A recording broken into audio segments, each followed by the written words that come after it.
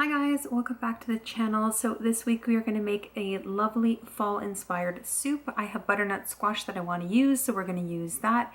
And I'm going to also add some apples from the backyard, and it's going to just be a really simple, easy recipe that anybody can throw together. And again, if you don't have fresh ingredients, you can also buy canned and already prepared applesauce. That would be totally fine with this recipe as well. So as always, we're going to use very minimal ingredients, and you can use a lot of substitutes and alternatives, and I will show you how to do that. And yeah, we're just going to whip it up super fast. It will take a little bit of time in the oven because it is going to bake. Again, that's, you can go about and do whatever you need to be doing while it's cooking, and you don't have to be watching it. You can just let it do its thing. Okay, so let's just get into the recipe. Again, it is very simple, very fall vibes, and it's going to be really hearty and delicious and also very healthy.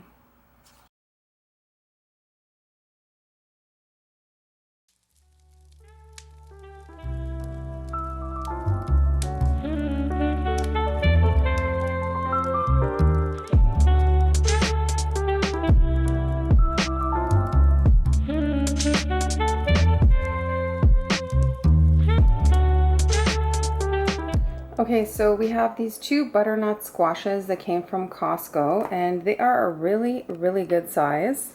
I'm just going to use one of them for this recipe, and I'm just going to cut it up, and then I'm going to roast it in the oven, and then we are going to make some butternut squash soup. So both of these are 7 pounds in case you were wondering, but I am just going to make the one. So I'm just going to go ahead and peel this squash. I'm going to be using this peeler. This is the peeler my daughter prefers to use. I have another one that I like to use that you guys see more often, but this one peels larger strips, so I'm going to try this one out and see how that works. And then I'm just going to pop the stuff into the organic bin. Really fortunate that we have the organic bin service with the City of Toronto, and they come and pick it up. And then if you need soil later, you can go ahead and go to their facility and pick some up for your gardening needs.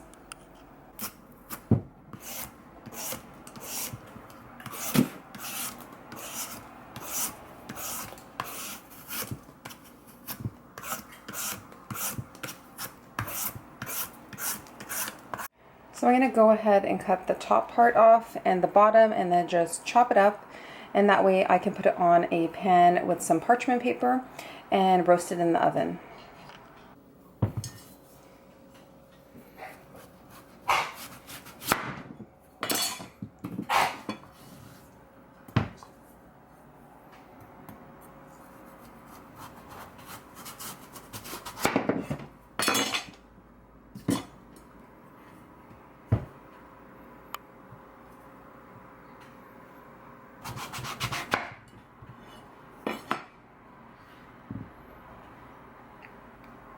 So if you want to roast the seeds, you can go ahead and do that. You can just keep them, wash them, season them up, and then place them in the oven and roast those as well.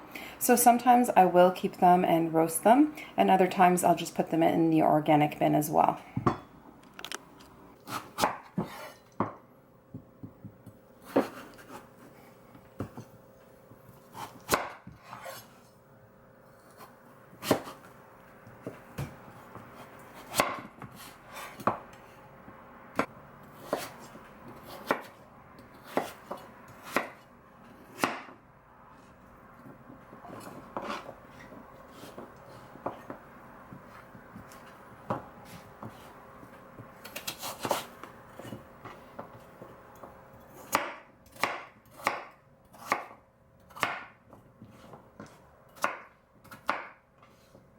Okay guys, so I have these 3 little apples. I'm just going to peel those as well and add them in. And I mean, I could leave the peel, but I just feel like it would be better and more creamy if I took the peel off. So I'm going to do that. And if you had half an onion, a fresh onion, then chop that up as well, and then roast that with the apples and the squash. But I don't have any, so I'm just going to have to use the powdered onion, the dry stuff. I don't have a choice. But yeah, if you have fresh, definitely use the fresh. Okay, so I ended up doing 4 of my little apples, and I just roughly peeled them and chopped them up. threw them into the same pan with the butternut squash. Again, if you have half an onion, chop that up and add that to this mix as well. I won't be adding it because I don't have it, but it will taste better if you have fresh onion. Otherwise, just use the dry stuff like I am, and if you are, in a place where you can't just, jump to the grocery store and grab fresh things, you can always use canned squash, and you can also use apple puree if you have that on hand, or like little apple cups, whatever you have. And then, of course, you can use your dry herbs and everything. So don't feel like you need fresh ingredients to make this soup. You could make it with canned goods, and it would turn out fine. It would be perfectly fine. I'm just fortunate that I have this available to me, so that's what I'm doing. But you can definitely make this with canned squash and just regular applesauce that's pureed. So yeah, this is what I'm doing. I'm going to roast this at 400. I'm going to put it in for like 20 minutes and then check on it and see if it needs any more time. And I'm going to also season it with black pepper. I'm going to put Himalayan salt on it. I'm going to put some oregano because we just love oregano on everything, and I dry it from the backyard. So that's what I'm going to be throwing on there. And then later on, I'm going to also add paprika. I may add a little bit now while it's baking, but I will add more later.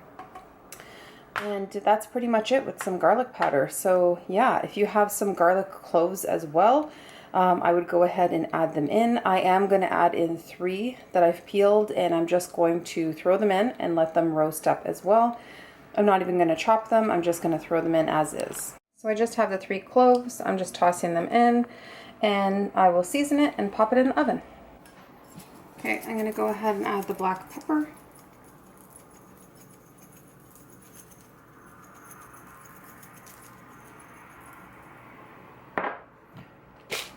Sorry you guys hear all the cars in the background, but Toronto living. And then Himalayan pink salt. Just a little. My oregano. A little bit of cumin. Or cumin. I never say it right. You know what I mean. And then I'm going to go ahead and add the onion powder since I don't have fresh. And I'll try it later to see if it needs to be re-seasoned, of course. A little bit of paprika.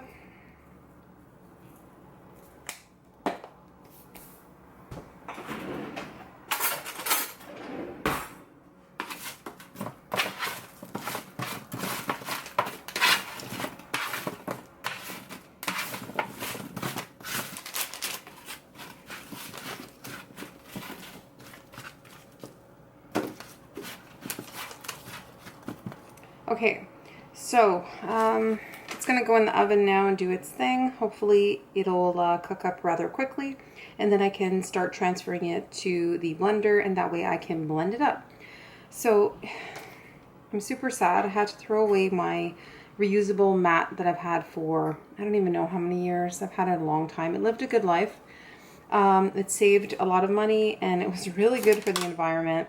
I used it for years, but I'm back on the parchment paper train, and I really need to get back to buying one of my reusable mats so that I can bake on.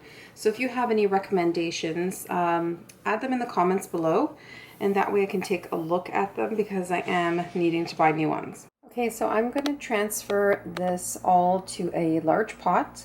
And I decided I'm going to use the immersion blender. It's just going to be easier than transferring it over to the blender and cleaning that out. So that's what I'm going to do, and I'm going to test it and see if I need to add more seasonings. I am going to add water, and then I'm also going to add my bouillon, and I'll show you guys what that looks like. So this is the Better Than Bouillon. I'm just going to add a heaping tablespoon of the bouillon and water and some seasonings, and let's see how it goes. So this is 1,000 mils that I'm putting, which is 4 1/4 cups. Okay, so this is how it looks. I just popped it into the pot and I put the bouillon, And now I'm just going to throw in the water.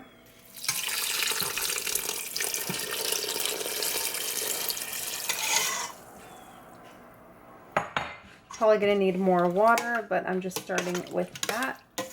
Give it a mix.